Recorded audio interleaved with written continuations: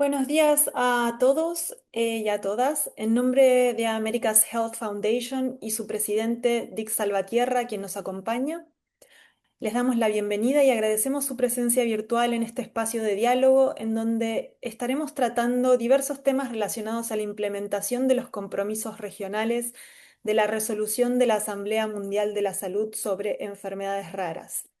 Los hemos convocado en el día de hoy para dar continuidad a la conversación que iniciamos a comienzos de este año tras la aprobación de la resolución sobre enfermedades raras, seguida del foro llevado a cabo en Bogotá, Colombia, el pasado 16 de octubre, que contó con la presencia de panelistas tanto regionales como internacionales, en donde tratamos temas relacionados al impacto de la resolución de la AMS en América Latina.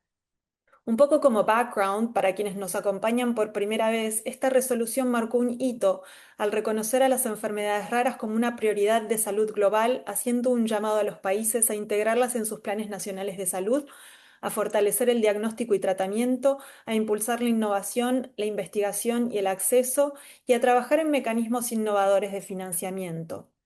Los objetivos de este encuentro son varios. Primero, explicar los elementos clave de la resolución, que ya los vamos a ver reiterado varias veces en nuestros encuentros anteriores a lo largo del año y seguramente los vamos a reiterar el año que viene en las conversaciones subsiguientes, pero queremos dejar en claro de qué se trata, de qué estamos hablando. Después, analizar los impactos potenciales en los sistemas de salud en América Latina. Tercero, proporcionar una plataforma de diálogo entre expertos internacionales, regionales y nacionales. Identificar oportunidades de colaboración, apoyo técnico y alineamiento entre los stakeholders. Y avanzar propuestas concretas de implementación en la región, ¿verdad? Bueno, dado que tenemos invitados internacionales entre los panelistas, los invito a todos en la audiencia a que activen el traductor en la pantalla de Zoom para quienes lo necesiten y seleccionen su idioma de preferencia. Y sin más preámbulo, para abrir la sesión me gustaría presentar a Diego Gil Cardoso, presidente de ERCAL, Enfermedades Raras del Caribe y América Latina, para que nos dé un pantallazo general, nos haga una presentación sobre el alcance de la resolución de la AMS y los puntos más relevantes de esta resolución. También nos contará un poco sobre el rol del Task Force regional, los retos y los compromisos del grupo de trabajo y un poco la implementación del mandato y el plan de acción regional. Bienvenido, Diego, gracias por acompañarnos. El micrófono es tuyo. Felicitas, muchísimas gracias. Agradecimiento especial, por supuesto, a todas las personas que nos acompañan desde todas las latitudes, no solamente de América Latina y el Caribe, sino también, por supuesto, desde Europa, Estados Unidos, que se suman a esta conversación. Y agradecimiento especial a AHF, a AstraZeneca, por impulsar estas conversaciones. Por supuesto, desde todas las organizaciones que hacemos parte de ERCAL, celebramos que todos estos temas tan relevantes se sigan poniendo sobre la mesa. Como bien dijiste, Felicitas, nosotros iniciamos esta conversación ya desde hace varios meses y creo que es importante para quienes no conocen acerca de esta resolución y se están sumando por primera vez a esta conversación, tanto como para los que ya han estado en otros espacios, en otros escenarios donde hemos hablado del tema, retomar algunos elementos que son muy importantes y actualizarnos frente a cómo se está desarrollando este trabajo desde el punto de vista regional. Entonces, voy a conversar un poco acerca de lo que es la implementación de estos compromisos regionales de la resolución de enfermedades raras. Y aquí quiero tomar como referencia algunos slides que hemos utilizado junto con Rare Diseases International en todo lo que tiene que ver con este trabajo que inició desde hace muchos años. Esta es una resolución que se adoptó el 24 de mayo de 2025 en el marco de la 78ª Asamblea Mundial de la Salud, fue aprobada oficialmente con una resolución que propuso la República Árabe de Egipto y España. Y otros países se sumaron a copatrocinar esta iniciativa y que por supuesto fue muy importante para poder conseguir su adopción. En total fueron 41 Estados miembros los que impulsaron esta conversación y también se conformó, eso es muy importante mencionarlo, una coalición global de organizaciones, más de 270 organizaciones de la sociedad civil que impulsaron que esta adopción se pudiera realizar. Aquí ven en un pantallazo de lo que fue, de lo que es este documento de resolución que está disponible también en español, en portugués, en inglés. La resolución se llama Enfermedades raras, una prioridad de salud mundial para la equidad y la inclusión. Y está el post que colocó Rare Diseases International justamente compartiendo este hito que es supremamente clave para la comunidad global de enfermedades raras, entendiendo que si bien las políticas, o más vale, las resoluciones no se traducen directamente en acceso, ¿sí? Sí generan un compromiso, invitan a un compromiso de los Estados miembros y por supuesto habla de unas solicitudes expresas al director general de la Organización Mundial de la Salud para avanzar en reducir esta inequidad que tienen muchas personas con enfermedades raras y también la falta de inclusión, no solamente desde el punto de vista de salud, sino también a nivel social. Esta resolución, que es un documento de 9 páginas, es un documento que en sus primeras 5 páginas habla de los derechos que reconoce la población de enfermedades raras. Entonces va a ser muy usual cuando quienes la lean, se van a dar cuenta que existen, por ejemplo, algunos verbos, se habla de que se reconoce, se recuerda, se destaca, se hace hincapié, ¿sí? En cosas que ya se vienen trabajando, ¿sí? Y es el reconocimiento, ¿sí? De estos derechos y de estas necesidades y las expectativas de la población que vive con enfermedades raras, no solamente los pacientes, sino también su red de cuidado. Las siguientes páginas, estoy hablando de un documento de 9 páginas, pero que de la página 5 a la 8 habla justamente de a lo que se le insta a los miembros, a los Estados miembros, que son estos compromisos. Ahí habla de 6 numerales, ¿sí? Donde especifica cuáles son esas peticiones para los diferentes Estados miembros de la Asamblea Mundial de la Salud. Posteriormente, en la parte final del documento, se habla ya de las peticiones expresas al director general. Aquí vemos como los 5 bloques de los temas más relevantes de lo que involucra la resolución. Es integrar las enfermedades raras en las políticas y la planificación, fortalecer sistemas de salud, mejorar la calidad de vida de las personas que viven con enfermedades raras. Y aquí estamos hablando, vuelvo y repito, no solamente temas asociados a la salud, sino también a todo lo que tiene que ver con inclusión social. Estamos hablando de educación, de cultura, recreación, deporte, vivienda, acceso a servicios públicos básicos, generar conciencia ciudadana, impulsar la investigación, no solamente para el diagnóstico, sino también para el tratamiento y promover la equidad. Estos son como los bloques más importantes de esta resolución. Algo muy, muy clave y es que ya les había mencionado que una resolución de este nivel, digamos que no se traduce directamente en acceso a lo que necesitan los pacientes y las familias, sino que esto tiene que estar cimentado en un plan de acción global y esa es justamente la petición que se le hace al director general de la OMS, y es que haya un plan de acción global de 10 años sobre enfermedades raras. Aquí Rare Diseases International nos muestra como un pantallazo de un plan de acción global a 10 años específicamente para epilepsia y otros desórdenes neurológicos. Hay camino que ya se ha trazado con otras condiciones, pero en el caso de enfermedades raras eso es lo que buscamos, ¿sí? Y ahí vamos a tener un trabajo muy importante todas las regiones, ¿sí? A nivel global. Son como los pasos clave, ¿sí? Antes de iniciar la conversación, para que los tengamos muy, muy claros. Los Estados miembros de la Asamblea Mundial de la Salud en un periodo de 2026 a 2028, ¿sí? Tienen una participación fundamental. La OMS tiene que redactar el marco de 10 años, es decir, ese plan de acción global. Pero para poder redactar ese documento, ¿sí? Que se debe adoptar en el año 2028, ese plazo de esos 2 años, del 2026 al 2028, tiene que incorporar esos aportes de la sociedad civil en las diferentes regiones. Entonces ahí es donde va a cobrar mucho valor la participación de todos los stakeholders regionales, particularmente en América Latina y el Caribe. Debemos estar muy atentos a aportar, contribuir, ¿sí? Desde el conocimiento, desde la experiencia, desde el expertise, ¿sí? Proponer para poder alimentar ese documento que se va a posteriormente en el 2028 se espera que se presente a la Asamblea Mundial de la Salud y que sea adoptado. Ese es el propósito. Entonces, muy, muy importante que tengamos claro ahí, un trabajo colaborativo, colectivo, en el periodo 2026-2028, 2028 se presenta para que se adopte por parte de la Asamblea Mundial de la Salud. Ahí deben haber unas conversaciones en ese plazo, 2026 a 2028, un proceso consultivo, sociedad civil y por supuesto a través de Rare Diseases International que, digamos, articula estos esfuerzos en lo colectivo. Deben haber unos procesos de consulta con OMS, ¿sí? Para hablar de esta formulación, retroalimentarla y que llegue ese documento y se adopte. Posteriormente ya vienen los procesos de presentaciones de los informes de progreso. Entonces está establecido que para el 2030 va a ser la presentación del segundo informe del progreso de los avances en la implementación de la resolución posterior a la adopción en el año 2028.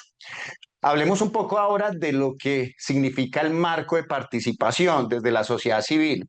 Rare Diseases International juega un papel fundamental acá, incluso desde la parte previa a la adopción de la resolución, porque ha generado una propuesta de trabajo de grupos de trabajo regionales, ¿sí? Estamos hablando de grupos de trabajo por cada una de las regiones de la OMS. En el caso nuestro, América Latina y el Caribe, ya tenemos un grupo de trabajo regional, ¿sí? Entonces vamos a tener que articular muy bien con Rare Diseases International, con las organizaciones miembros de Rare Diseases International y por supuesto ahí tiene que haber una comunicación clave con la Organización Mundial de la Salud, con las oficinas regionales, que en nuestro caso es la Organización Panamericana de la Salud, y nuestros Estados miembros, es decir, los gobiernos nacionales que hacen parte de nuestra región. Y esto tiene que también tener una comunicación fluida con todos los socios globales, estos socios estratégicos, ¿sí? Y esa coalición que ya está constituida y que necesita fortalecerse para que garanticemos que todas esas necesidades y expectativas que tenemos como población se vean claramente reflejadas en ese plan de acción global, ¿sí? Ese es el reto que tenemos fundamental. Estos grupos de trabajo básicamente tienen una comunicación bidireccional, deben garantizar ese flujo, esa comunicación, esa conversación con todos los miembros de la región, deben fortalecer la capacidad donde sea necesario. Entonces aquí vamos a tener muchos espacios de conversación para tener más herramientas desde el conocimiento y desde la experiencia, no solamente lo global, sino lo regional y también aprender de todo el trabajo que se hace al interior de los países. Debemos hacer una colaboración con todos los expertos, ¿sí? Incluso del área científica, del área de acceso, de todo lo que tiene que ver con determinantes sociales en salud, y digamos todas las áreas para cubrir todos esos frentes, mantener una comunicación regular con, en este caso, con nuestra oficina regional de OMS, que es la Organización Panamericana de la Salud. Y por supuesto, ese flujo, como lo advertí hace un momento, de conversación y de comunicación articulada con Rare Diseases International, con los otros task forces o grupos de trabajo regionales de las otras regiones del mundo y con las organizaciones miembros de RDI, ¿sí? Beneficios de hacer parte de este grupo de trabajo, pues es la oportunidad de tener un impacto a nivel no solamente regional, sino a nivel global. Vamos a tener la oportunidad, quienes somos miembros de este grupo de trabajo, de asegurar que se escuchen las voces de cada uno de nuestros países, esas necesidades tan heterogéneas y particulares. Podemos hacer esa vocería a través del liderazgo, construir y fortalecer las redes en Latinoamérica y con otras regiones es muy importante, tener oportunidades de desarrollo, porque de esto también es un proceso de aprendizaje bastante importante, ¿sí? Para todos y se espera, por supuesto, que desde Rare Diseases International y las diferentes alianzas se generen como cajas de herramientas que puedan facilitar ese conocimiento de todos los miembros de este grupo de trabajo y, por supuesto, traducir esa experiencia en una incidencia nacional y, por supuesto, en conjunto y en articulación en una incidencia de carácter global.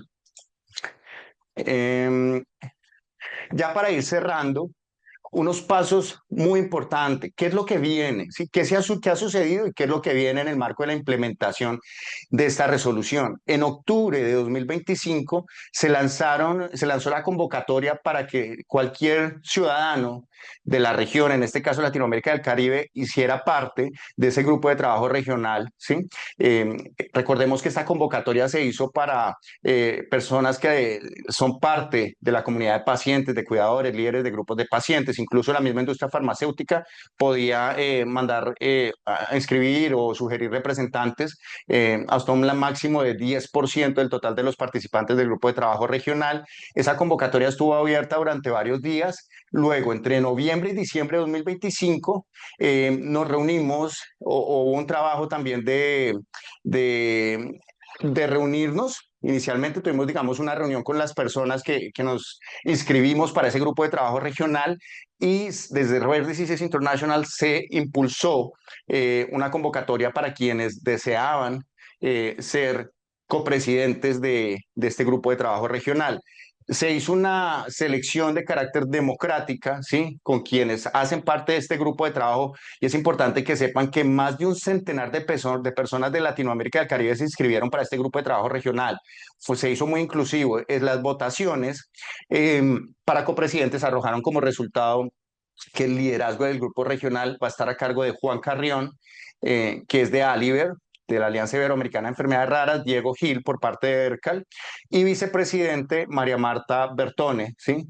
Que es de Argentina y también hace parte, lidera una fundación y también hace parte de la red de Aliver. Entonces aquí tenemos una representación en ese ejercicio de coliderazgo que vamos a tener. Entre 2025 a febrero de 2026 vamos a construir esa hoja de ruta, esas actividades y esos objetivos del grupo de trabajo. Vale la pena mencionar que esto es un trabajo de carácter voluntario por parte de quienes somos miembros y quienes vamos a hacer el liderazgo regional y tenemos una autonomía e independencia y también una asistencia técnica por parte de Rare Diseases International y posterior a febrero vamos a empezar la ejecución de ese plan de trabajo regional en el que esperamos generar los insumos que se necesitan para poder avanzar en esa primera parte que les mencionaba ahora, que es la formulación del plan de acción global que esperamos que se adopte en el 2028 en Ginebra. Ese es como el repaso y creo que es un breve contexto general y estaremos por supuesto a disposición. Aprovecho la oportunidad, felicitas, para que todas las personas que nos están escuchando, ¿sí? Nos ayuden a replicar el enlace de este webinar, nos ayuden a comunicar con sus amigos, colegas, líderes de grupos de pacientes que a lo mejor no están conectados y recuerden que desde ERCAL estaremos muy atentos a atender todas sus sugerencias, sus aportes, sus contribuciones, colaborativamente con AA Chef vamos a hacer esas sinergias para garantizar que todo lo que necesitamos que se vea reflejado en ese plan de acción global se dé, ¿sí? Entonces, ahí estamos a disposición. Aquí está el website de ERCAL y el número de contacto por si alguien desea hacer algún tipo de contribución, sugerencia, comentario frente al tema.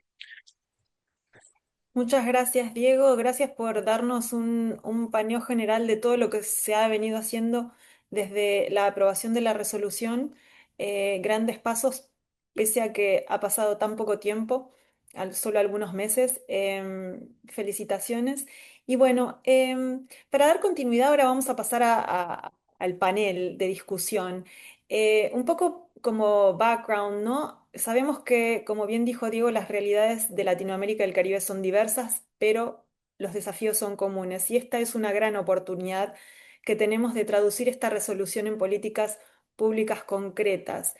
En este panel vamos a hacer una revisión de los 5 ejes estratégicos clave que se han determinado desde en conversaciones con ERCAL. em, de la resolución para los Estados miembros. Estos 5 ejes o pilares, el primero es incorporar las enfermedades raras en planes nacionales de salud y marcos legales. El segundo, implementar programas de diagnóstico temprano y centros de referencia. El tercero, incorporar organizaciones de pacientes en los procesos de toma de decisión y el diseño de políticas públicas. El cuarto, asegurar el acceso equitativo y asequible a medicamentos, diagnóstico y tecnologías de salud.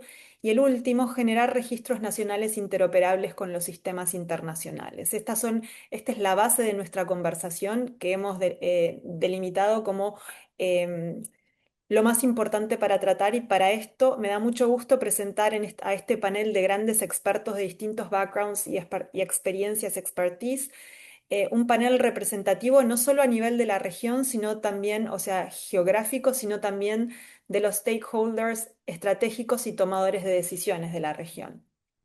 Y sin más, voy a presentarlos a todos antes de comenzar la discusión. Me da mucho gusto presentar a Deborah Bellon, que es Lead Strategic Engagement de Rare Disease International, RDI. A Tony Daher, fundador de Casa Hunter. A Diego Gil Cardoso, no hay que presentarlo. Muchas gracias por estar acá, Diego. A la doctora Alicia Ferreira, adscripta de la ministra de Salud Pública y copresidente del Fondo Nacional de Recursos del Uruguay. Iliara Borges, presidente de FUPIER, la Federación de Enfermedades Raras del Uruguay. A la doctora Carla Bisotti, directora del Hub de Innovación en Políticas de Salud y Equidad de la Universidad Nacional de San Martín y ex ministra de Salud en Argentina del 2021 al 2023. El doctor Alejandro Gaviño, presidente de la Asociación Mexicana de Genética Humana, y al doctor Gustavo Rosell, asesor de prestación integral de servicios de salud de la Organización Panamericana de la Salud. Bienvenidos a todos y gracias por acompañarnos. A mí me gustaría comenzar la conversación con Debra para dar una perspectiva internacional, global, de este tema, estos temas. Desde tu perspectiva, ¿cómo puede Latinoamérica fortalecer la colaboración entre los múltiples stakeholders para avanzar en la implementación de esta resolución?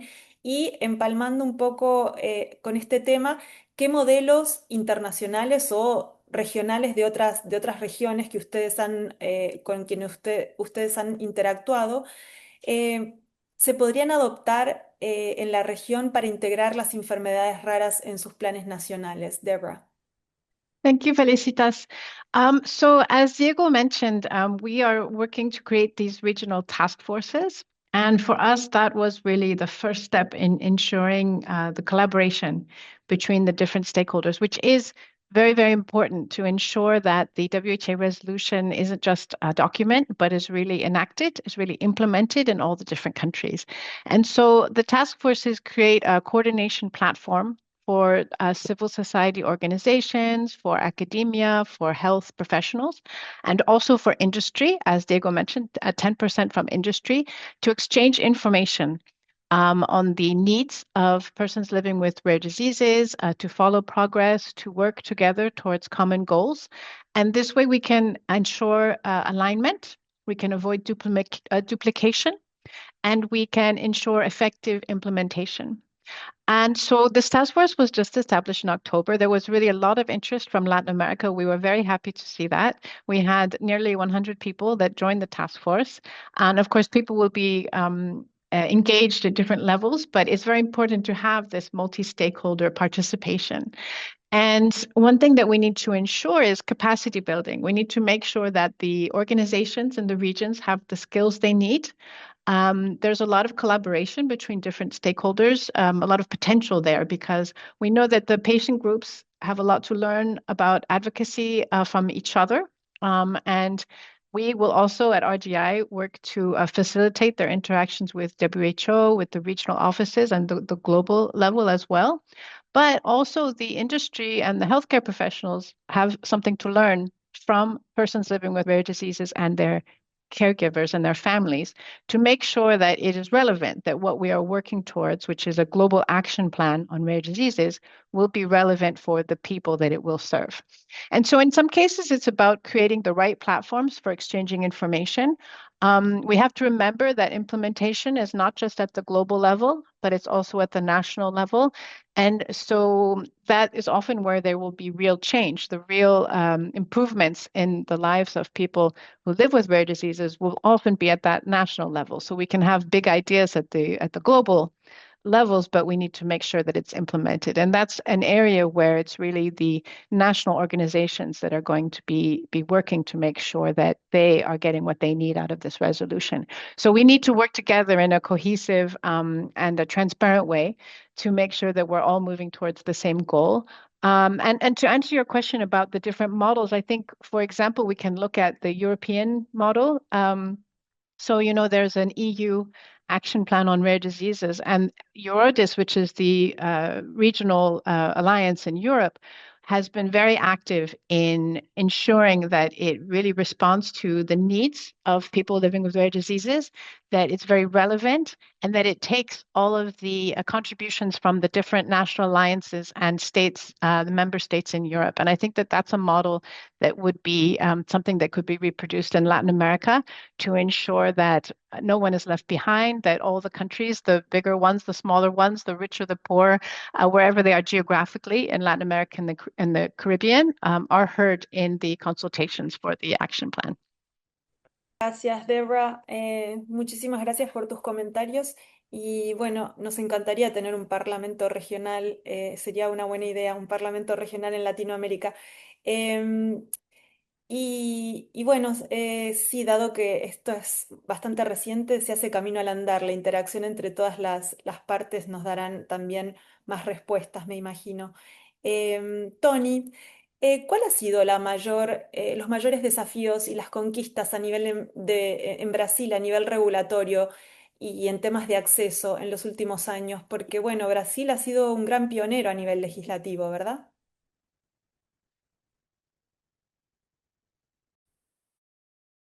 Olá a todos, um grande prazer estar aqui com todos vocês.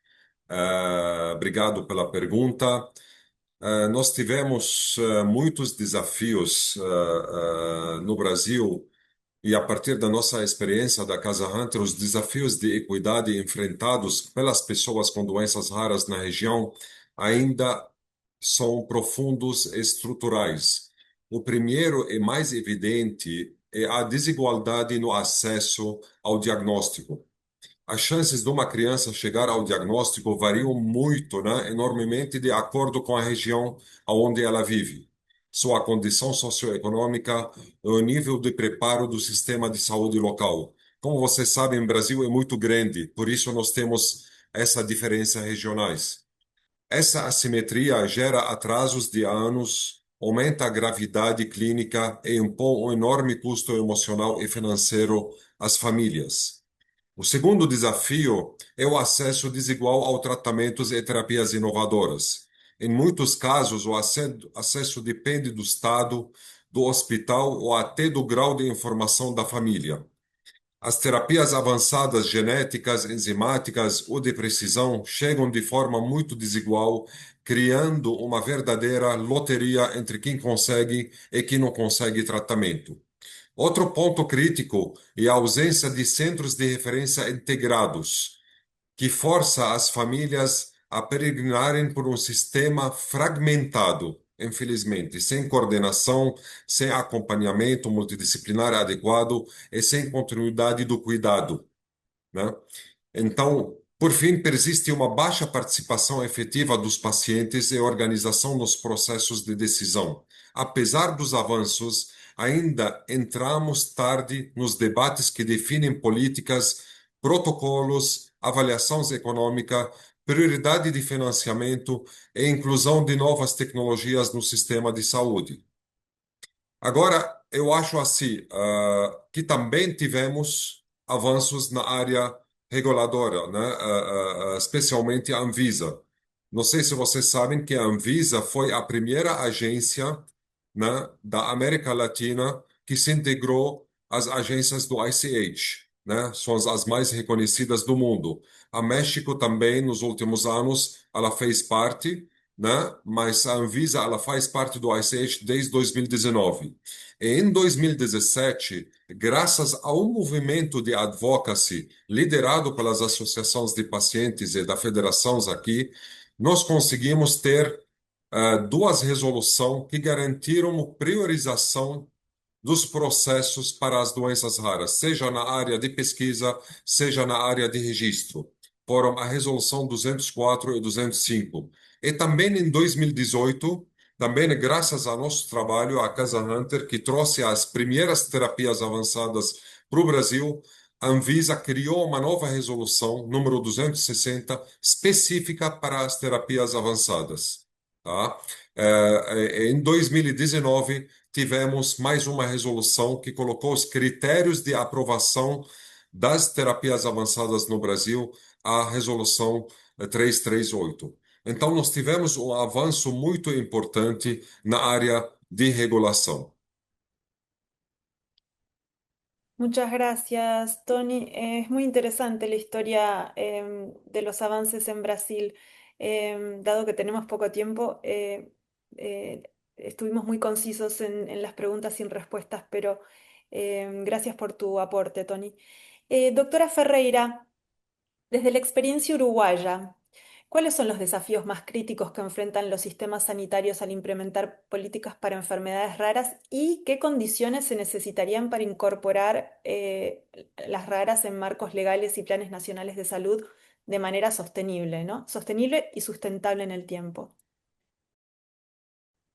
Uruguay tiene un sistema nacional integrado de salud ya desde el año 2007 y que se financia a través de un Fondo Nacional de Salud y también de rentas generales. Y además tiene un fondo eh, complementario al FONASA, que es el Fondo Nacional de Recursos, del cual yo desde marzo soy presidenta alterna, o sea, represento a la ministra de Salud en el fondo, en la comisión honoraria del fondo, y el Fondo Nacional de Recursos, su misión o su función es financiar de una forma universal, es decir, gratuita y universal para toda la población uruguaya, aquellos tratamientos costosos, muy complejos y también aquellos medicamentos que son de alto precio, de alto costo, para que lograr el acceso universal.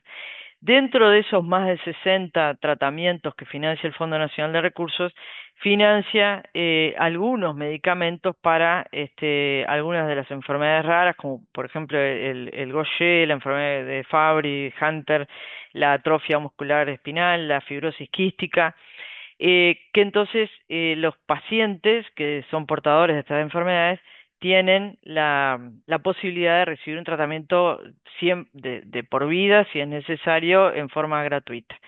Lo otro que tiene Uruguay también desde hace tiempo, pero ahora integrado al Sistema Nacional Integrado de Salud y al Fondo Nacional de Recursos, es el centro, que es el CRENA de SER, que es el Centro de Defectos Congénitos y Enfermedades Raras, que depende del Instituto de Seguridad Social, del Banco de Seguridad Social, que en el 2024 se transformó en un centro de referencia nacional financiado por el Fondo Nacional de Recursos. Y además, en Uruguay existe también desde el año, no por ley, pero por ordenanza ministerial, existe del año 2009 y después fortalecido en el año 2023 la creación del Programa Nacional en el Ministerio de Salud Pública, el Programa Nacional de Defectos Congénitos y Enfermedades Raras.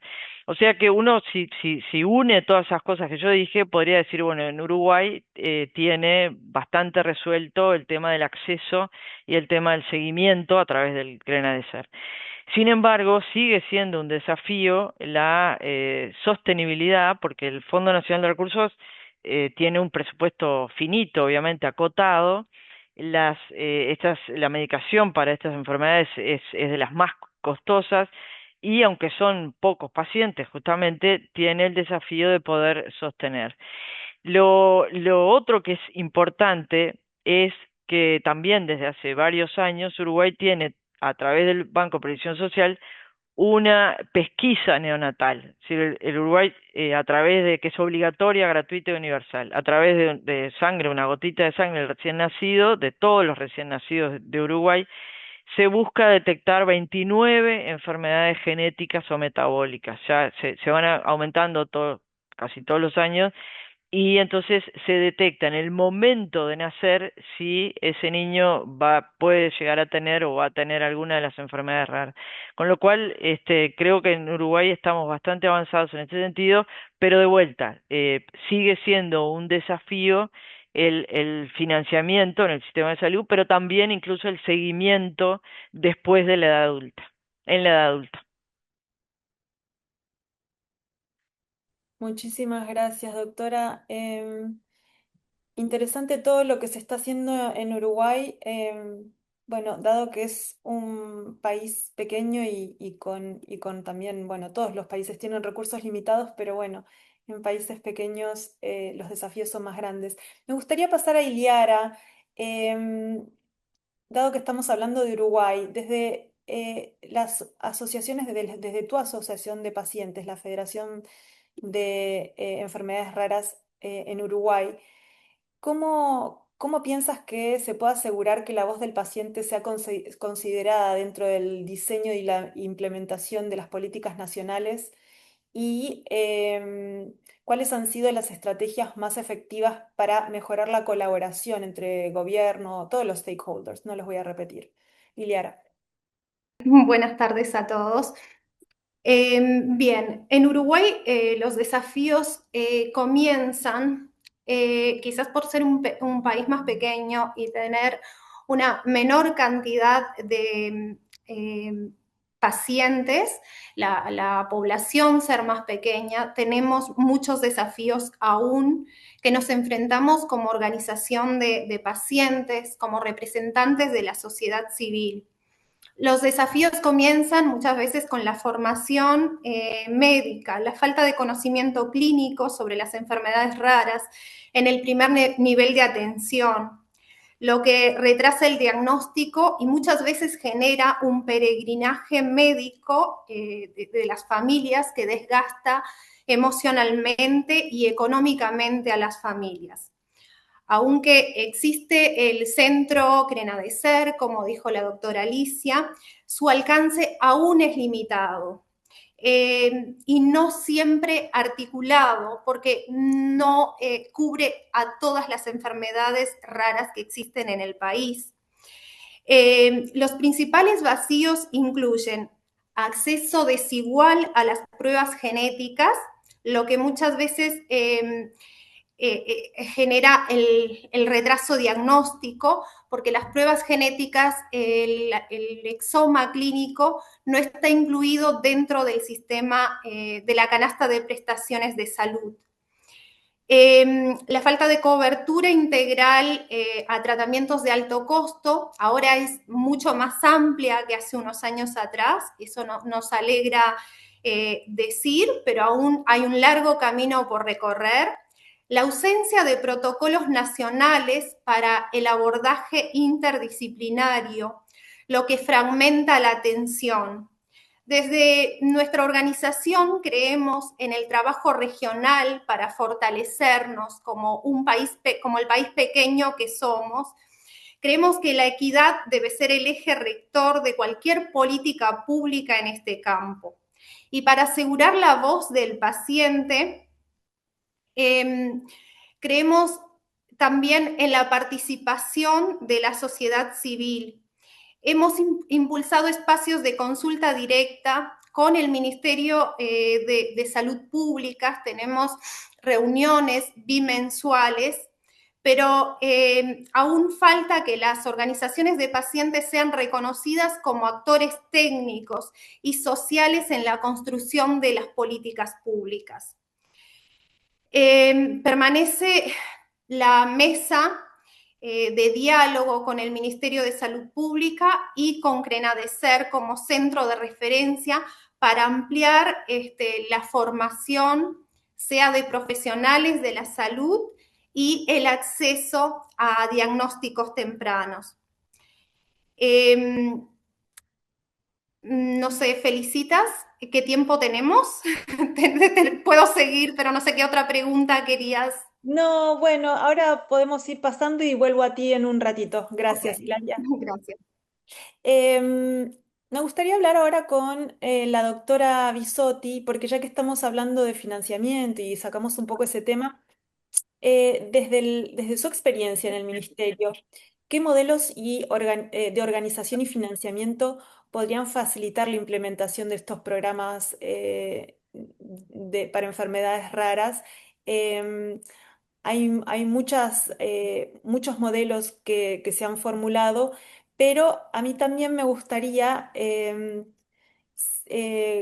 comentarles, se acaba de publicar desde el World Bank Group hace unos días un dato interesante que me gustaría compartir con ustedes. Voy a postear después el link una vez que le dé la palabra a la doctora que dice que, lo voy a traducir, tratar de hacerlo lo mejor posible, que los países de bajos recursos, de low income, solamente tienen un precio o gastan $17 per cápita anualmente en salud.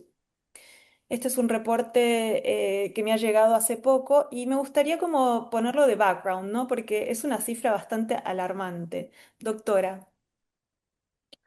Sí, ¿qué tal? Buenas tardes o buenos días, depende de dónde estemos cada uno y cada una. Saludar a Felicita, saludar a todos los participantes y agradecerles la invitación y también agradecerles que tomen este tema, ¿no es cierto? Porque tiene realmente mucha relevancia. Se dijo, pero es muy, muy importante ponerlo en palabras. Esta resolución es un hito, pero empieza un desafío muy grande que es que llegue a las personas que lo necesitan. Entonces, por eso es tan importante trabajar y poder pensar en este sentido. Y ahí es donde están las dificultades, ¿no es cierto? Cómo pasar de la teoría a la práctica y cómo poder juntar todas estas partes desde lo que es la sociedad civil y desde lo que es la experiencia de quienes están transitando esta situación y de los tomadores de decisiones con todas las complejidades que tiene del sistema de salud, de la inversión en el sistema de salud, de la eficiencia de la inversión del sistema de salud y la fragmentación de ese sistema de salud y los niveles nacionales, provinciales, municipales en los países, sobre todo de Latinoamérica y el Caribe, que tienen esas particularidades. Así que en Argentina nosotros tenemos una ley de enfermedades poco frecuentes que se sancionó en el año 2011, se reglamentó en el año 2015 y la verdad que la ley es muy interesante porque tiene un abordaje integral para favorecer el acceso a la salud de todas las personas con enfermedades poco frecuentes y sus familias, con esa mirada de lo que es equidad, de lo que es acceso, de lo que es diagnóstico, de lo que es tratamiento y de lo que es todo lo que para nosotros es también salud, que es el entorno social de las personas que tienen enfermedades poco frecuentes.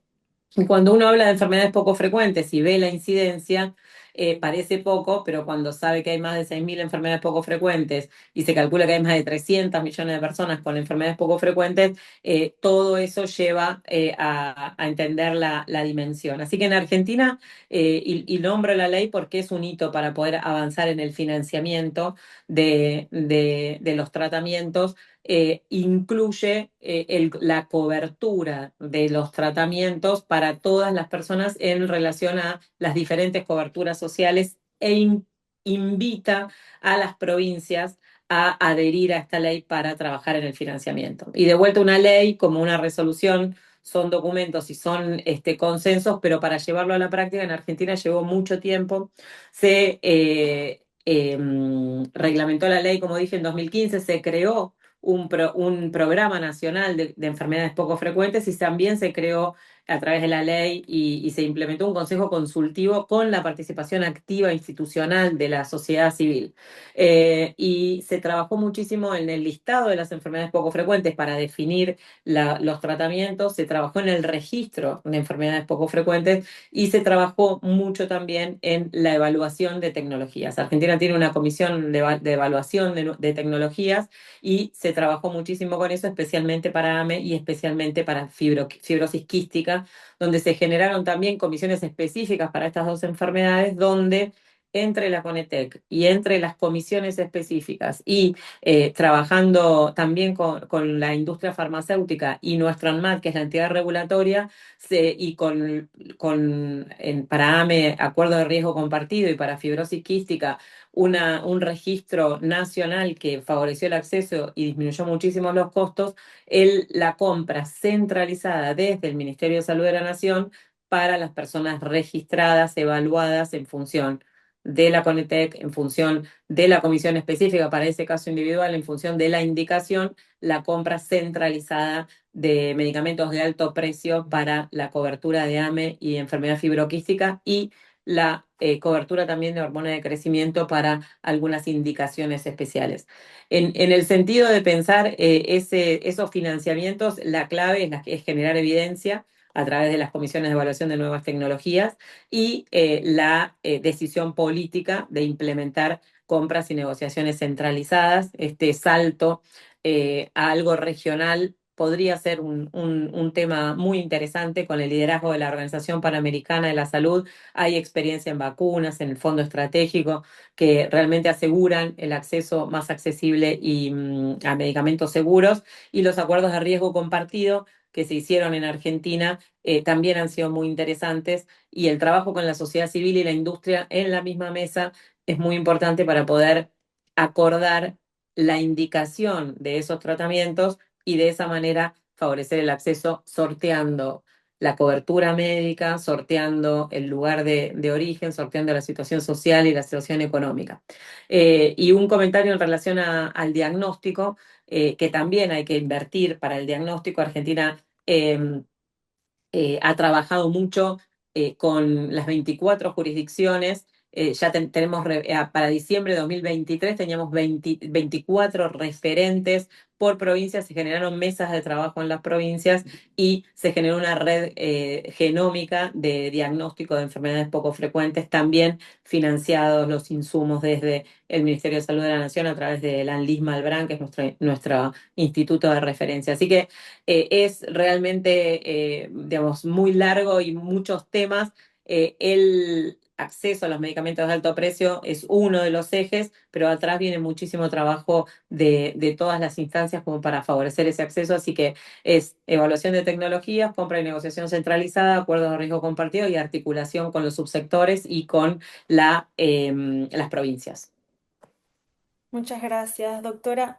Em, y después, gracias por abrir el tema de diagnóstico. Después vamos a tratarlo un poco más en profundidad con el doctor Gaviño, pero antes me gustaría darle la palabra al doctor Rosell, porque ya que estamos hablando de financiamiento y los modelos, tal vez de compras compartidas o colaborativas entre los distintos países, tal vez podría darnos su perspectiva desde la Organización Panamericana de la Salud en estos acuerdos de acceso que podrían acelerar la disponibilidad y asequibilidad de las terapias. Y bueno, la gran pregunta es, ¿sería viable plantear compras regionales consolidadas de medicamentos huérfanos?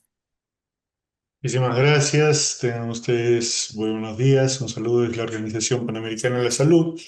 Es un tema muy amplio, es un tema que a nosotros nos compromete porque es parte de fortalecer el acceso de las personas a los servicios de salud, pero como usted bien dice, no solamente son servicios de salud, sino las tecnologías adecuadas.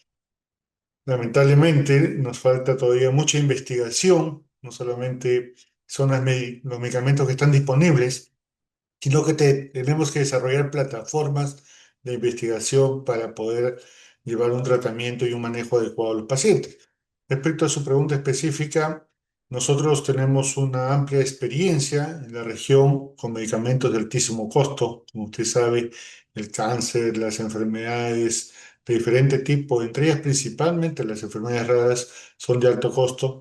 Entonces se necesita estos acuerdos de riesgo compartido y contratos basados pues, en resultados que pueden ser un instrumento importante, ¿no? Para poder mejorar el acceso y desde luego nosotros creemos que sí es factible, es cuestión de obviamente ponerse de acuerdo y trabajar en ello.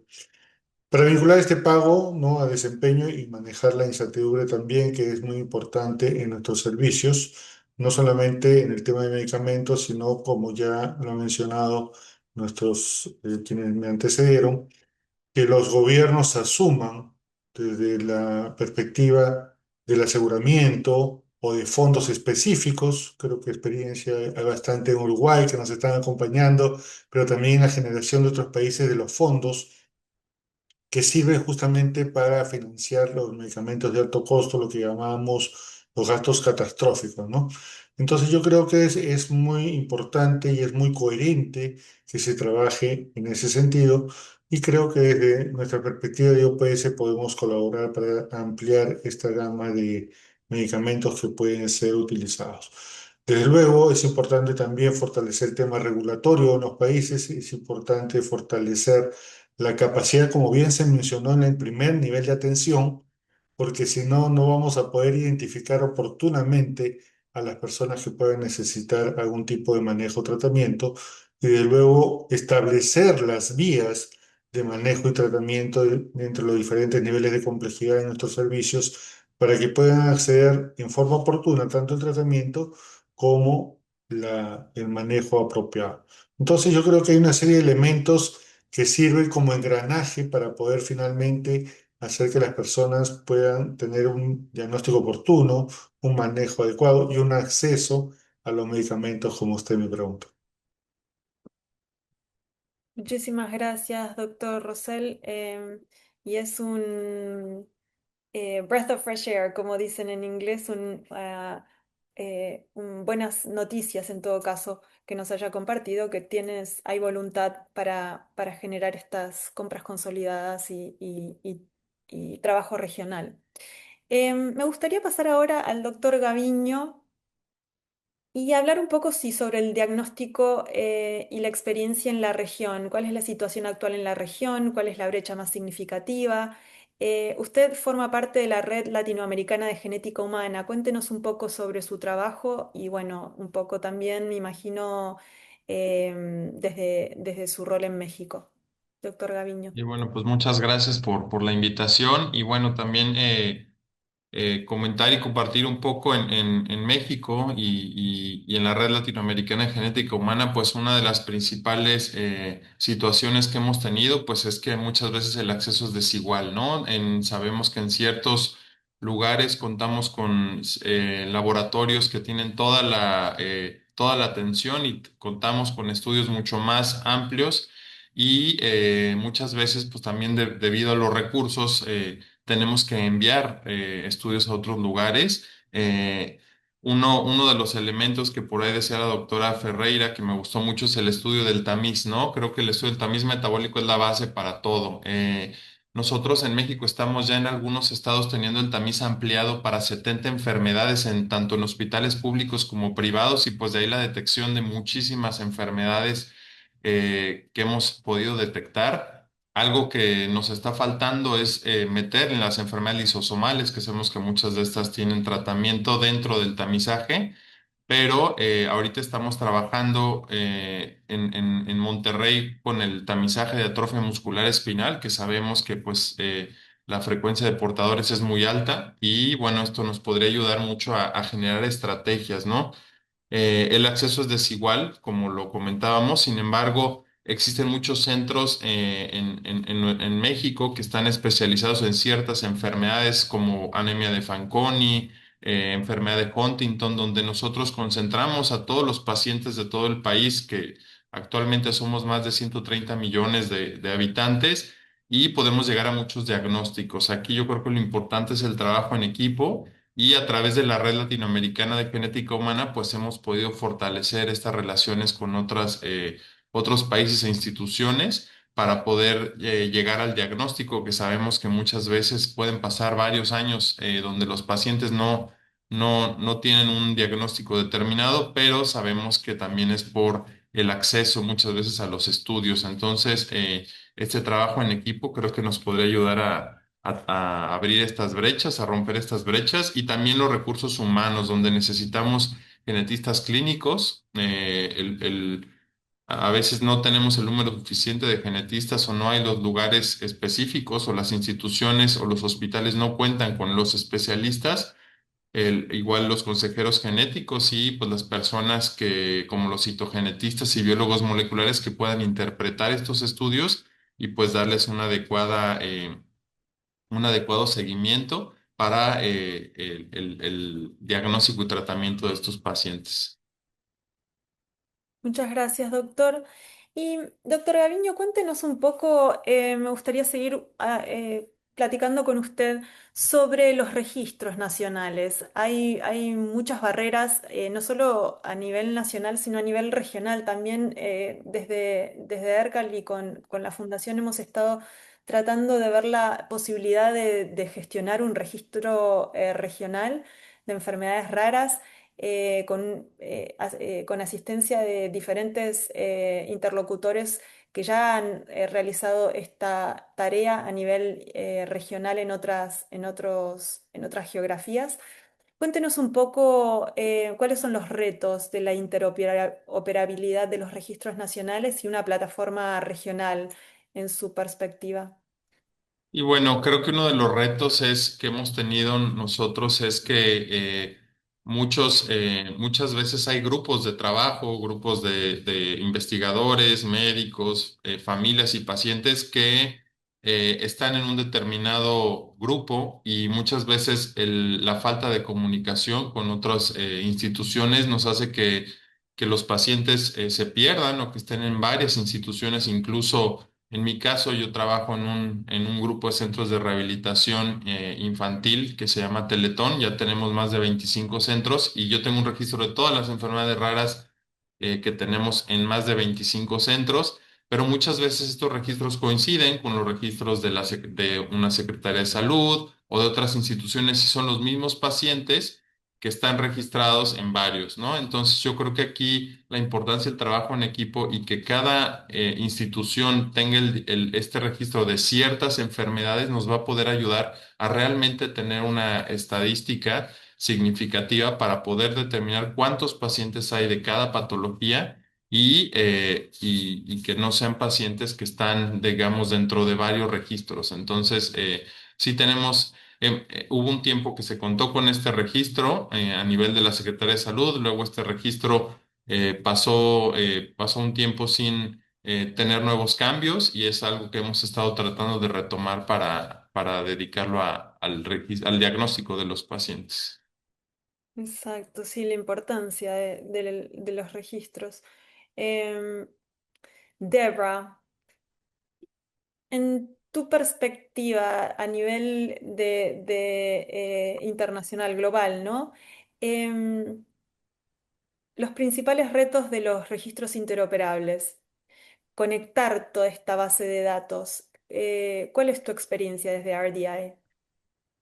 So this is something that is a really complex issue because you have so many different types of registries, so many different coding systems, and we have seen that it's more difficult to ensure the participation of low and middle income countries in registries.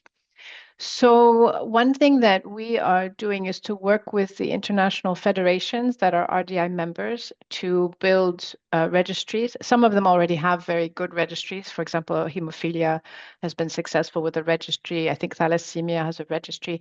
But we want to learn from their experience so that they can help other international federations create a registry. And this, of course, is a really big challenge for the ultra rare conditions.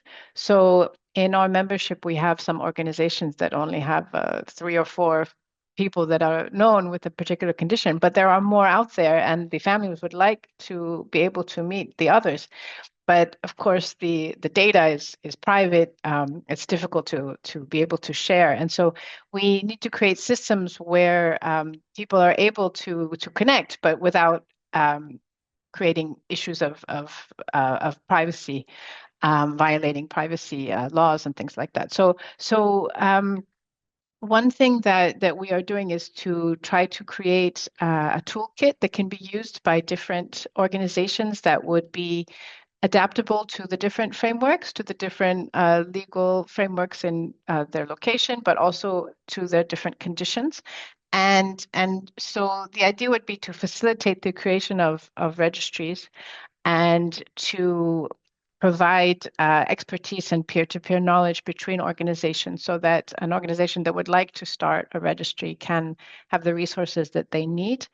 And RDI would be kind of a bridge between the different organizations, and there would be something more cohesive between the different groups so that there would be more interoperability. But I think that one thing that's important is for the data to be held in these cases by the patient organizations. So that's why we're trying to empower them to be able to create their own registries and to manage their own registries. But I think that this has relevance also at the regional level because we need to have cooperation between the condition-specific organizations creating registries and the national and regional registries because there's going to, of course, be overlap. And I think that the challenge for a regional alliance is to be able to reach all of the patients that are isolated in different areas in one hospital or another, but to be able to bring the data all together under one umbrella where it's most useful. Gracias, muchas gracias. Y sí, cierto, Debra, que muchas veces los registros están bajo la responsabilidad de los grupos de pacientes y las federaciones más que de los gobiernos. Diego, hablando de todo esto, desde ERCAL se han, digamos, seleccionado estos 4 pilares, 5 pilares de los que estamos hablando, que los mencioné al principio, antes de dar inicio al panel.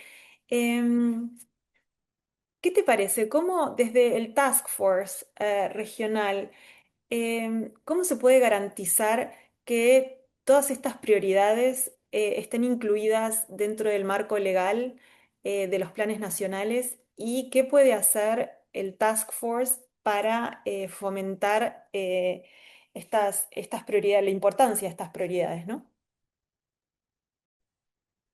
Bueno, yo creo que la mejor forma de poder garantizar que las prioridades van a quedar incluidas en el plan es, por supuesto, a través de las contribuciones que hagan los representantes, los miembros en cada uno de los elementos de estas prioridades dentro de esa propuesta, ¿sí? Porque estamos hablando, por ejemplo, de unas necesidades que seguramente van a estar más o son más sentidas en algunos países que en otros, ¿sí? Seguramente hay países donde el tema de avanzar en, por ejemplo, solamente en la definición de lo que es una enfermedad rara o poco frecuente o de baja prevalencia, no está, es una necesidad crítica porque no hay ni siquiera el punto de inicio, ¿sí?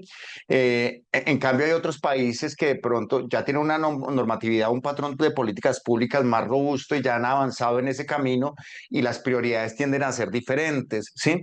Entonces ahí es donde la posibilidad, felicitas, de que se puedan incorporar estas prioridades en el plan está en que la representación de cada uno de los miembros que hacen parte del Task Force garantice que en esas contribuciones estén esas necesidades de cada país, porque las realidades son muy heterogéneas, ¿sí? Entonces es fundamental, por ejemplo, que haya presencia de los países de Centroamérica, que tienen mucho para hacer, incluso tienen que arrancar casi que de la nada, ¿sí? Necesitamos presencia de países como Bolivia, de países como Paraguay, ¿sí? Donde necesitamos que emerjan esas necesidades, esas prioridades, que haya voz, ¿sí? De lo que está sucediendo, porque con seguridad muchos de los que hacemos parte de ese grupo de trabajo, de ese task force, conocemos, pero desde lo lejano, ¿sí? ¿Qué es lo que están viviendo? ¿Cuáles son los desafíos de la población en cada uno de los países? Pero no hay nadie que entienda mejor que los que están localizados, geolocalizados y están en conexión con esas necesidades, incluso desde lo más básico, como por ejemplo los determinantes sociales, ¿sí? Que también afectan a la población. Estoy hablando de acceso a agua potable, a energía eléctrica, a algunas cosas que son tan básicas. Entonces, pienso que eso es una de las formas, Felicitas, animar a que el ejercicio sea muy inclusivo, a no dejar a nadie atrás, ¿sí? Y no concentrarnos única y exclusivamente en las necesidades de quienes han tenido progresos, ¿sí? Brasil, Argentina, México, Colombia, sino considerar mucho, ¿sí? Las necesidades de quienes están más atrás, ¿sí? Eso es una forma de reducir la inequidad a nivel regional, ¿sí? Otra cosa también que me parece muy, muy importante es que las motivemos a la participación al interior del grupo del Task Force en los comités que van a haber a nivel temático, ¿sí? Porque no todo el Task Force se va a enfocar en trabajar en todas las necesidades del plan, ¿sí? Nosotros nos vamos a dividir en ejes temáticos en donde seguramente habrá, todavía no lo hemos determinado porque estamos en el proceso de definir esos temas, esos pilares también, pero van a haber con toda seguridad algún comité que se tenga que encargar específicamente, por ejemplo, de los retos de la detección temprana y el diagnóstico. Ahí es donde es fundamental, por ejemplo, la participación de los clínicos, de los investigadores, ¿sí? De quienes están trabajando en los centros de referencia, en estos centros de experticia, ¿sí? Hay otro comité que seguramente tendrá que abordar los temas de sostenibilidad financiera y de financiamiento. Ahí debemos entusiasmar a que los expertos en estos temas de sostenibilidad, de temas de alternativas alternativas innovadoras o recursos, cómo podemos obtener recursos de forma, digamos, innovadora, ¿sí? Alternativa o mecanismos innovadores de acceso también es relevante. Entonces, ese es el llamado, ¿sí? A que los expertos en cada una de las dimensiones puedan aportar, hacer las contribuciones en cada uno de los ejes temáticos, porque no todos somos expertos en todos, ¿sí? Seguramente en el comité que estará encargado de todos los temas sociales, la voz de los pacientes, de los cuidadores y las familias va a ser fundamental porque no hay nadie más experto en esos retos, en esa cotidianidad, en ese día a día, ¿sí? Que las mismas familias, ¿sí? Y que pueden dar cuenta de qué es lo fundamental, no solamente en temas de salud, sino cuáles son las dificultades en poder sentirse más incluidos en la sociedad, más activos, ¿sí? Y lo mencionaba un poco como al principio, cómo pueden tener acceso a educación inclusiva, que eso es algo fundamental, cómo pueden tener acceso a oportunidades de empleo, de emprendimiento, a cultura, a recreación, a deporte, ¿sí? Porque esta resolución no solamente plantea abordar temas relacionados con salud, sino uno de los elementos fundamentales de esta resolución, y por eso marca un hito, es que va más allá de la salud, ¿sí? Piensa en las personas que viven con enfermedades raras como personas que deben estar más activas dentro de la sociedad, y pone el ojo también en personas que son muy importantes, que son los cuidadores, que los tenemos muy descuidados, ¿sí? Entonces, creo que esas serían como las formas, por supuesto, Felicitas, de poder garantizar que estos pilares estén bien reflejados. La comunicación va a ser fundamental, la articulación, ¿sí? El entender que en medio de esa diversidad también tenemos un ejercicio de priorizar como región, ver cómo estamos, con qué contamos, qué experiencia y qué progreso hay, ¿sí? Involucrar a quienes de pronto están más aislados y menos posibilidades han tenido de avanzar, pero por supuesto entender en medio de toda esa heterogeneidad que hay prioridades que debemos, en las cuales debemos trabajar como región, ¿sí? Y no todo se puede abordar al mismo tiempo, ¿sí? Todo tiene que ser un camino de carácter progresivo. Gracias. Una pregunta. ¿Cómo va a ser la convocatoria de estos comités consultivos? ¿Va a ser voluntaria? ¿Va a ser por invitación? Bueno, la conformación de estos comités, antes de la conformación de los comités, desde la copresidencia y la vicepresidencia del Task Force, vamos a plantear unos pilares fundamentales en los cuales, o unos ejes temáticos, ¿sí? Eso esperamos tenerlo este mes de diciembre, que muy seguramente esos ejes temáticos van a estar estructurados con base en los puntos principales de la resolución, ¿sí?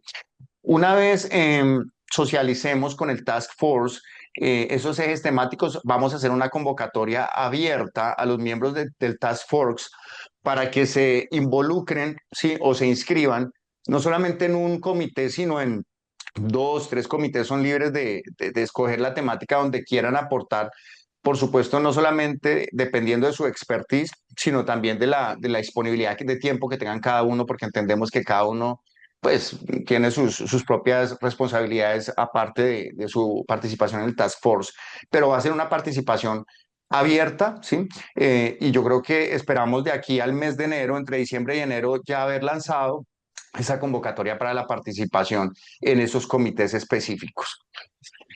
Ok, gracias, Diego. Doctora Bisotti, desde su experiencia en el Ministerio de Salud, ¿cuáles son los pasos más realistas y de mayor impacto para que los países de la región incorporen efectivamente las enfermedades raras en sus planes nacionales?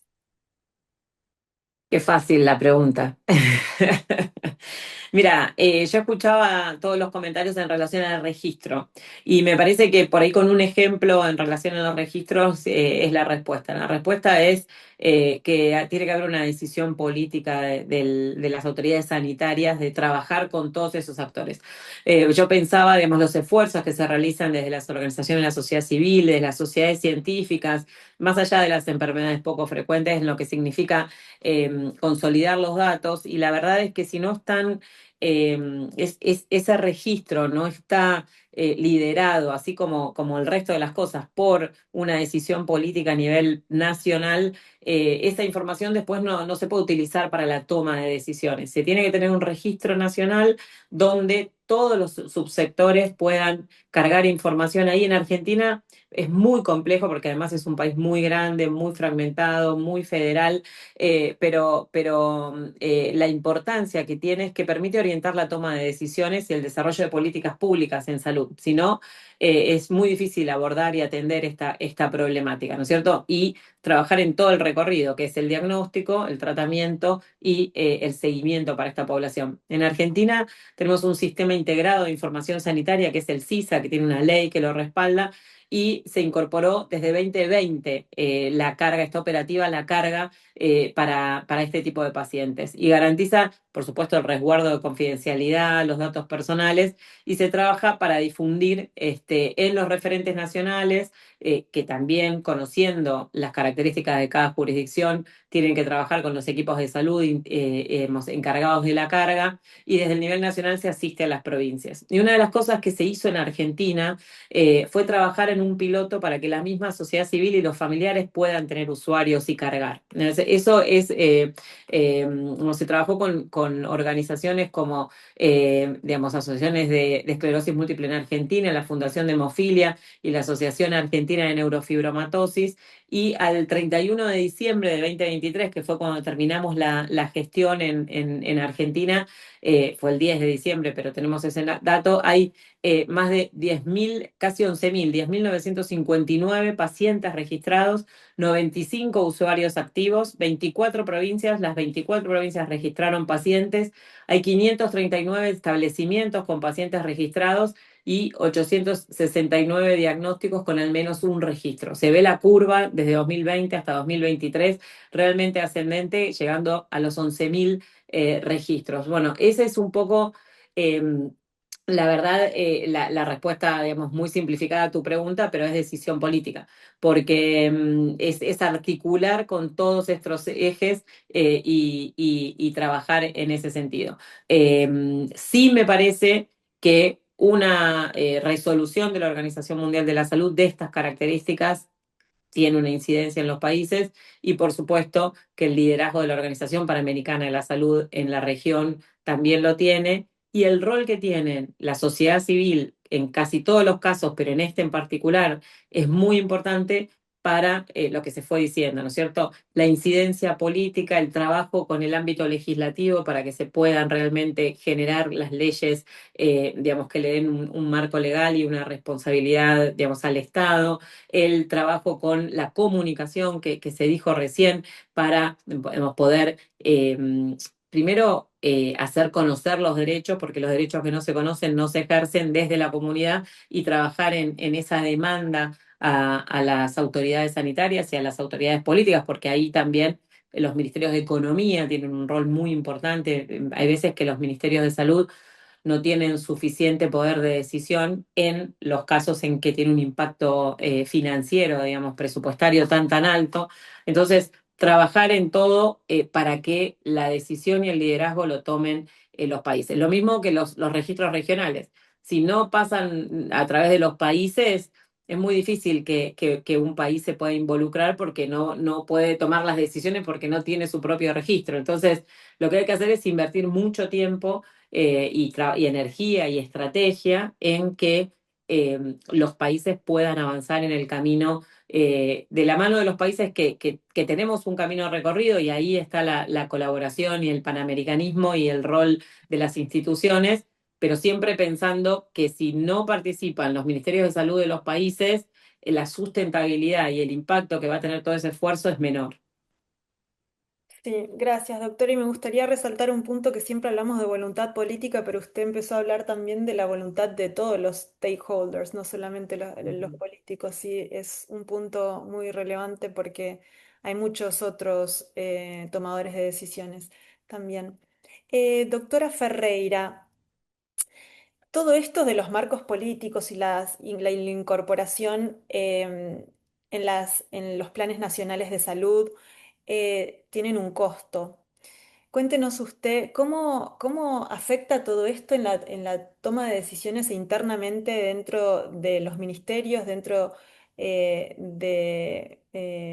bueno, de la relevancia en todo caso de incorporar toda una estructura y un marco legal a los planes y a los presupuestos, ¿no? De los fondos.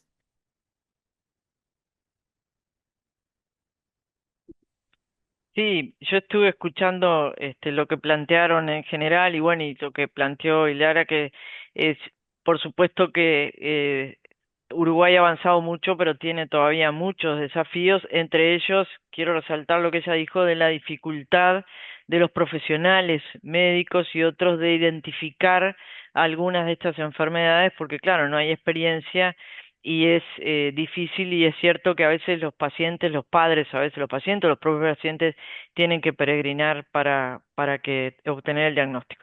De todas maneras, quiero decir que Uruguay tiene desde el año, como decía hoy, 2023, un registro nacional de enfermedades, de efectos congénitos y enfermedades raras, que es a través de la página web del ministerio, es decir, el registro está administrado por el Ministerio de Salud Pública y tanto los pacientes como las asociaciones de pacientes, como los médicos, como en general todos los stakeholders, como decías tú, pueden ingresar ahí la información y llenar un formulario que después va a una base de datos.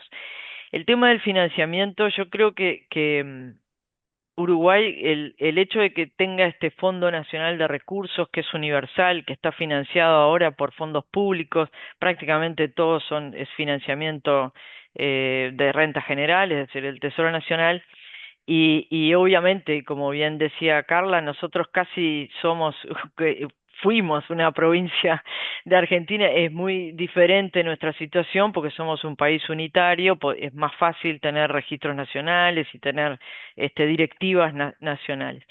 Pero el hecho de que haya un financiamiento de este Fondo Nacional de Recursos de varias enfermedades raras y se siga incorporando, tomando en cuenta lo que decía hoy que si bien el fondo, obviamente el presupuesto es limitado, la particularidad es que, y que son medicamentos de muy alto costo, son pocos pacientes. También hemos hecho acuerdos de riesgo compartido, el Fondo Nacional de Recursos tiene varios acuerdos de riesgo compartido con los laboratorios que han ayudado mucho a que sea sostenible el financiamiento, por supuesto.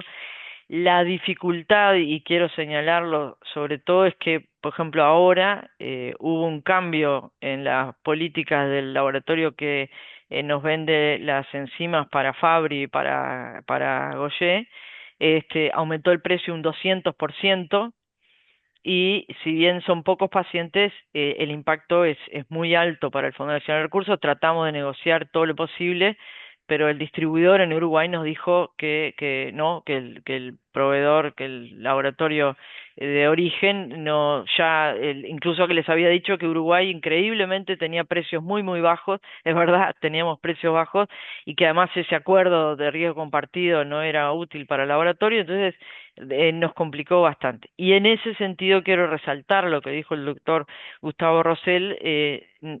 Creo que es muy importante el apoyo de OPS a través de las compras conjuntas.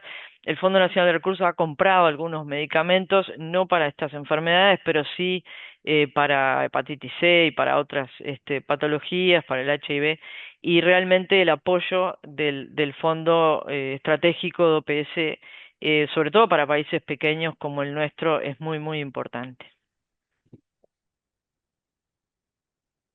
Gracias, doctora. Muchas gracias.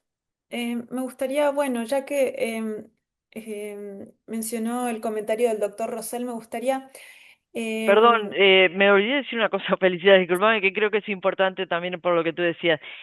Lo otro que nosotros hacemos es considerar, como consideran varios países del mundo, que hacer estudios y análisis de costo-efectividad, que lo hacemos a través de la agencia, nos sirven en las enfermedades raras y los defectos congénitos. Entonces tenemos un plan, justamente el financiamiento está por fuera por fuera en el sentido de que no se puede comparar con los estudios de costo-efectividad para financiar otro tipo de patología.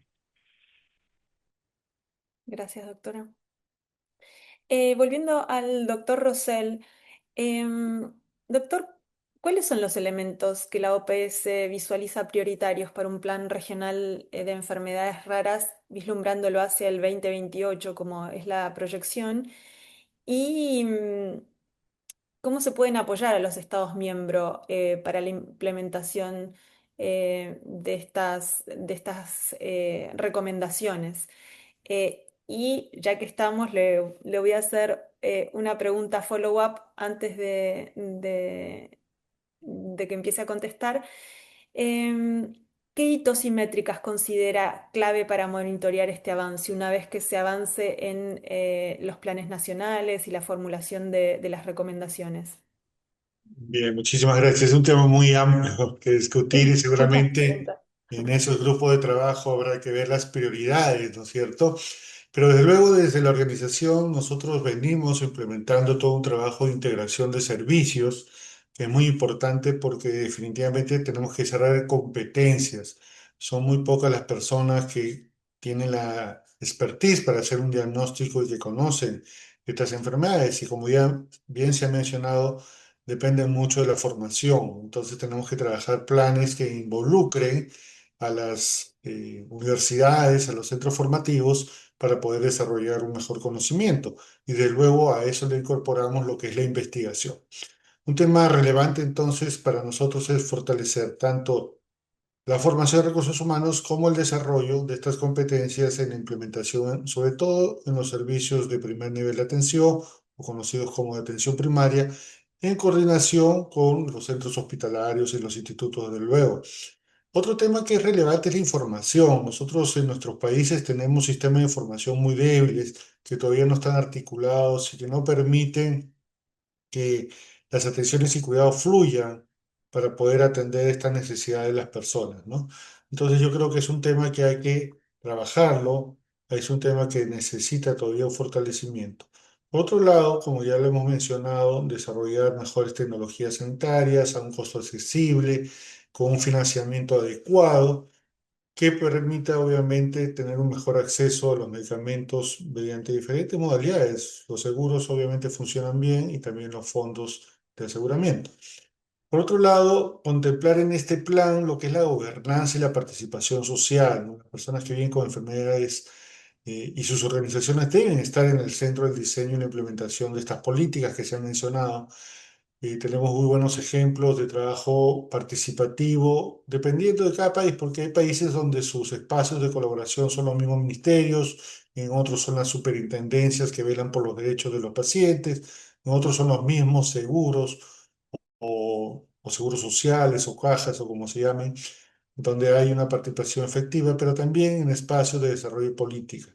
Entonces yo creo que esos son elementos que deberíamos establecer, tal como lo dice la resolución también, ¿no? Porque son los ejes de acción. Y el otro el seguimiento y evaluación, como le digo, es necesario un trabajo todavía de gabinete, de taller, para poder identificar cuáles son aquellos indicadores que podríamos recoger, porque no es tan simple recoger esta información e incorporarle en estos sistemas a través de los diferentes mecanismos. Yo creo que uno de ellos es importante, los indicadores que vayan surgiendo del plan para poder monitorizar el cumplimiento del plan.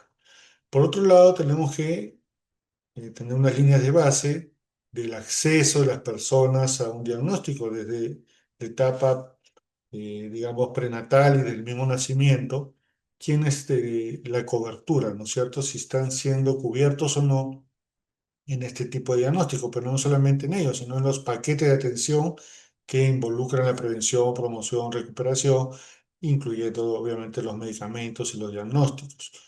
Un tema que es relevante es el gasto de bolsillo. Los pacientes con estas enfermedades tienen un alto gasto de bolsillo, no solamente por gastos directos, sino por gastos indirectos también.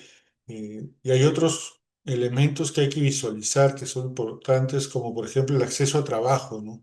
Si realmente las personas están teniendo acceso a la educación, al trabajo. Ya hemos hablado del estigma de discriminación que podrían tener cuando no hay un conocimiento de las personas que los rodean respecto a algunas enfermedades que pueden tener alguna discapacidad. Entonces, esos son elementos fundamentales. También el tiempo que demora las pacientes en recibir el diagnóstico, se le confirma el diagnóstico y se ha manejado adecuadamente, ¿no? Y otro elemento que también seguramente se incorporará en el plan es que una revisión CIE 11, a ver si los diagnósticos que están siendo incorporados son los adecuados y esos diagnósticos también contribuyen a una cobertura de financiamiento adecuada. En fin, podríamos seguir extendiéndonos, tenemos muchas ideas respecto a los registros que acaba de mencionar, los datos, la desagregación, el uso de fondos rotatorios, etcétera. Pero creo que hay muchos elementos que pueden ser incorporados y podemos llegar al 2028 con un plan bastante robusto y que sea, como bien dicen, un inicio para que se mejore el acceso, porque una resolución, como bien lo han mencionado, no es que inmediatamente todos los países se movilizan tras el cumplimiento, sino que hay que hacer toda una movilización, empezando por una mejora en el conocimiento. Gracias. Muchas gracias, doctor. Em, Doctor Gaviño, volviendo a usted. Y volviendo a hablar sobre todos los stakeholders, ¿no? La participación de todos los stakeholders dentro de la toma de voluntad, no solo política, sino de los demás interlocutores y tomadores de decisiones. ¿Cómo puede la comunidad científica mexicana, en este caso, contribuir al plan nacional y por ende también al plan regional del 2028 y para una implementación efectiva de la resolución?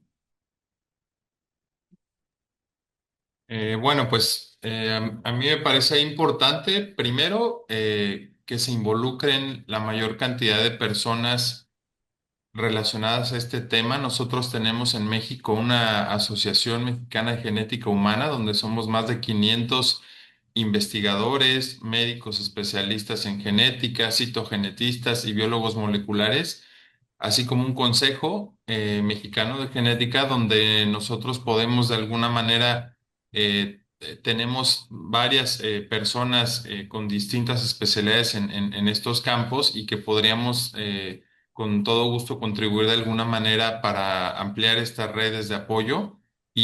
Pues a mí me gustaría igual que le demos continuidad a esto. Me interesa mucho igual platicarlo ahí con Diego Gil. Es esta parte donde nosotros estamos también muy interesados en continuar con estos registros.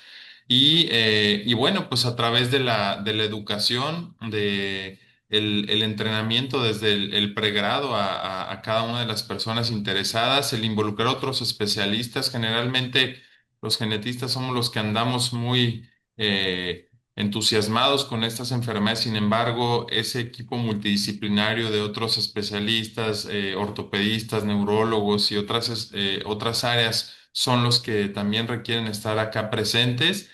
Eh, el, el- el involucrarnos más en las políticas de salud pública, que creo que también a veces yo hablándoles desde el área médica es difícil generar este interés por contribuir a las políticas de salud. En mi caso, yo estoy enfocándome mucho también al tamiz en el sureste de México, el tamiz ampliado. Les comentaba que ya estamos detectando hasta 70 enfermedades en el recién nacido, entonces yo creo que también el involucrarse más en esto, pues nos va a ayudar mucho más a poder contribuir más de esta manera con estos registros.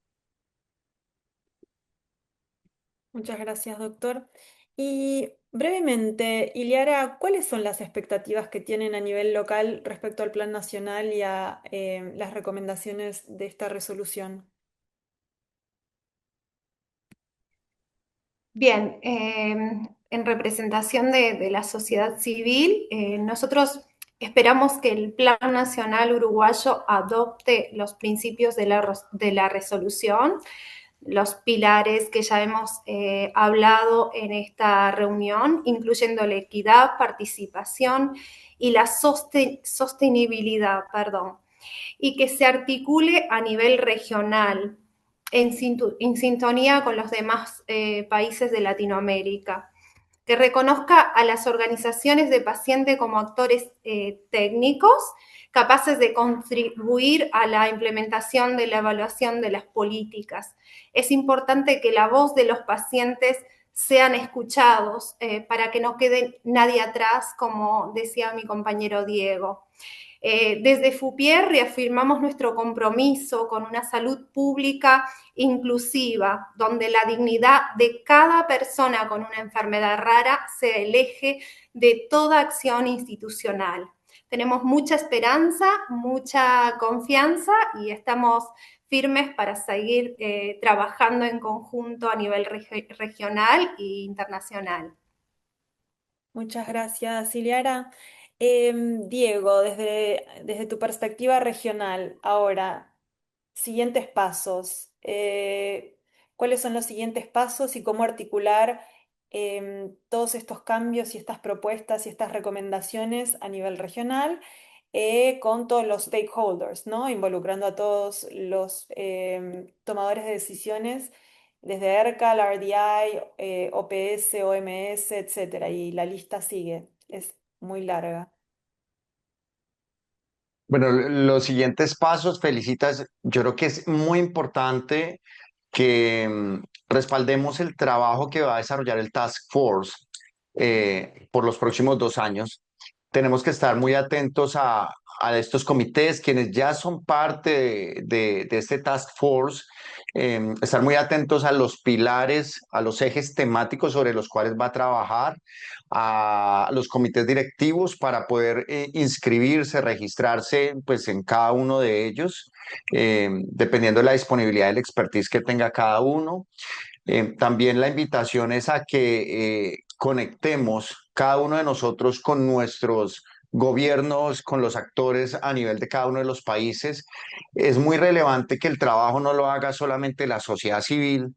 Tenemos que tener esa comunicación fluida y permanente con nuestros gobiernos, con los responsables de la toma de decisiones, informando sobre el trabajo, también requiriendo información que pueda ser de utilidad para la construcción del plan, porque esto tiene que ir en doble vía, es requiriendo información también a los gobiernos, pero también brindando esa información a las discusiones que se requieran. Es importante también que entender que el impacto de la resolución, ¿sí? En este ejercicio que se va a hacer en adelante con ese task force, que haya una buena alineación de expectativas, Felicitas. Eso quiero que quede muy claro. El impacto de la resolución no va a ser el mismo en cada país, ¿sí? Entonces, eso como punto de arranque es fundamental y que también en esos próximos pasos seamos multiplicadores de esto que está sucediendo, de este hito, porque hay personas, instituciones que con seguridad todavía no conocen ni el alcance de la resolución, ni sus pilares, ¿sí? Entonces, yo creo que también tenemos una tarea de poder bajar esta información a un lenguaje muy laico, muy asequible, muy comprensible, ¿sí?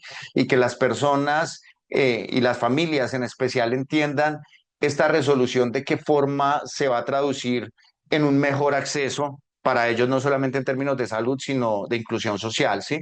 Entonces es una responsabilidad. Seguramente construiremos cajas de herramientas y habrá webinars, talleres y tendremos espacios de discusión, pero eso es una responsabilidad grande en donde todos debemos sumar en la región para que haya una comprensión real de lo que implica esta resolución en no solamente las personas que viven con estas condiciones, sino en general en todos los stakeholders que trabajan.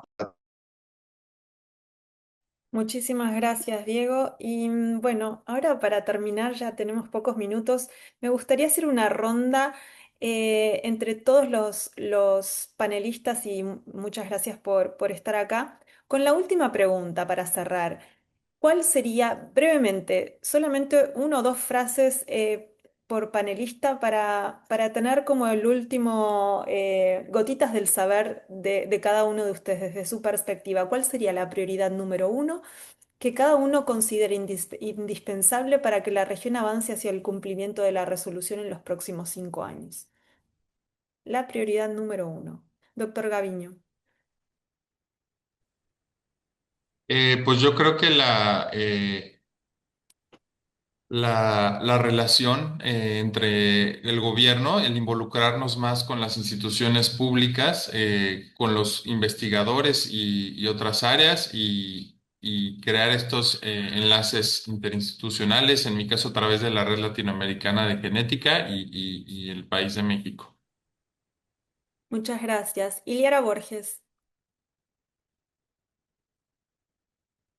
Como venía diciendo desde el principio, que se escuche la voz del paciente, la participación activa de la sociedad civil en las políticas públicas. Gracias, Iliara. Doctora Alicia Ferreira. Bueno, yo voy a coincidir con lo que dijo Iliara. En Uruguay tenemos la participación de la Asociación de Usuarios en la Junta Nacional de Salud, pero las asociaciones de pacientes y específicamente la de FUPIER no tiene tal vez la participación que debería tener, pero sobre todo creo que la prioridad uno es justamente que ocurra este tipo de eventos, es decir, que ocurra el trabajo conjunto entre los distintos actores y sobre todo que las acciones de pacientes a nivel regional trabajen en consonancia, trabajen en forma coherente para a su vez obviamente comprometer a los gobiernos. Muchas gracias, doctora. Doctor Gustavo Rosell.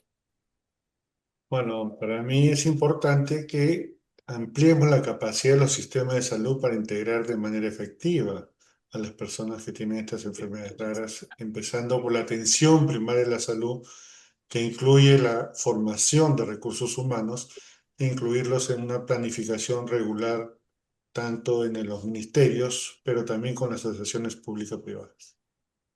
Gracias, doctor. Doctora Carla Bisotti. Bueno, yo te diría que depende de dónde se parte, ¿no es cierto? Porque ahí se tiene que definir, dar una respuesta única para una región tan heterogénea, pero te diría que sentarse en una mesa común a trabajar en conjunto y que no es que hay que inventar estructuras nuevas, sino saber que leyes, programas, reglamentaciones, registros integrados, compartir experiencias entre distintos países, tener datos accionables, porque sin datos no se pueden tomar registros, decisiones públicas, decisiones en salud pública, prioridades claras y escalables, trabajar en la participación del paciente como eje operativo y trabajar en la cooperación regional. Me parece que desde donde se parta se tiene que trabajar, pero sin una mesa con todos los actores lideradas por una autoridad sanitaria y trabajando con una visión regional, es más difícil. Muchas gracias, doctora. Deborah Bellon.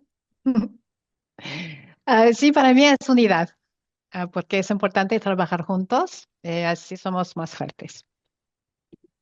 Gracias, Deborah. Y por último, Diego Gil. Bueno, yo creo que sería la comunicación y la colaboración y también que garanticemos que las voces, sobre todo de aquellos que no están normalmente representados en los escenarios ni en las discusiones, sean escuchadas, ¿sí? Que son las personas que tienen más dificultades para acceder a atención y acceder a oportunidades, que garanticemos que sus voces sean escuchadas y tenidas en cuenta. Muchas gracias, Diego. Muchas gracias a todos. En nombre de AHF, de la Fundación, agradecemos a todos los panelistas por su gran contribución en esta sesión de diálogo, que esperamos continúe el próximo año. Este es el cierre del año, el cierre de un gran año a nivel de enfermedad, del avance en las enfermedades raras, en los derechos de las enfermedades raras. También agradecemos a ERCAL y a AstraZeneca por su apoyo como patrocinadores y a la audiencia, como siempre, que nos acompaña y que nos va a ir acompañando a lo largo de estas charlas, de estas discusiones de trabajo, mesas de trabajo. Les deseamos a todos un muy buen fin de año y esperamos verlos en el 2026 continuando esta ambiciosa agenda de trabajo conjunto. Muchísimas gracias.